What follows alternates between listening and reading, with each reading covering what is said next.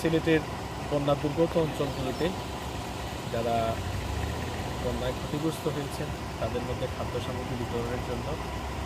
তো আমরা আসলে অনেকগুলো অঞ্চলে গিয়েছি, দেখেছি মানুষ পানিবন্দী আছেন এবং অনেকগুলো ঘরবাড়িতে এখনও পানি আছে। মানুষের গবাদি পশু এবং ফসলগুলো নিয়ে মানুষ অনেক কষ্টে আছেন। বিশেষ করে বোরো ধান যাদের ছিল, অনেক আছেন, কৃষকেরা আছেন যারা তাদের ফসলগুলো কাটতে পারেননি এবং গবাদি পশু এগুলোকে লালন পালন সংরক্ষণ এগুলো মানুষের জন্য কিছুটা কষ্টসাধ্য হয়ে গিয়েছে। মোটামুটি পানিবন্দী অঞ্চলের মানুষগুলো খুব কষ্টে আছেন আসলে। তো তাদের পাশে আমরা আমাদের সামর্থ্য অনুযায়ী দাঁড়াবার জন্য এখানে এসেছিলাম। আমরা এখন সিলেট জেলার এটা হচ্ছে কানাইঘাট উপজেলায় গাছবাড়ি এলাকা সংলগ্ন একটি জায়গায় অবস্থান আমরা করছি।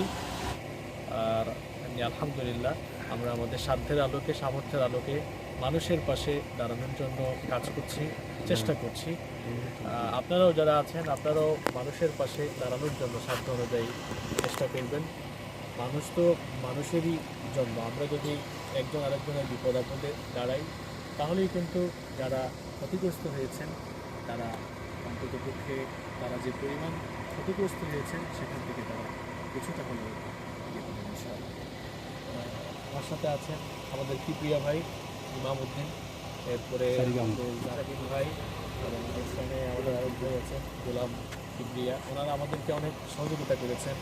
মানে আসলে বিশেষ করে আমার এখানে কিপ্রিয়া ভাই আছেন, বড় ভাই আমার, উনি আমার সিনিয়র। এরপরে আছেন আমাদের জাকির ভাই, ইমাম উদ্দিন।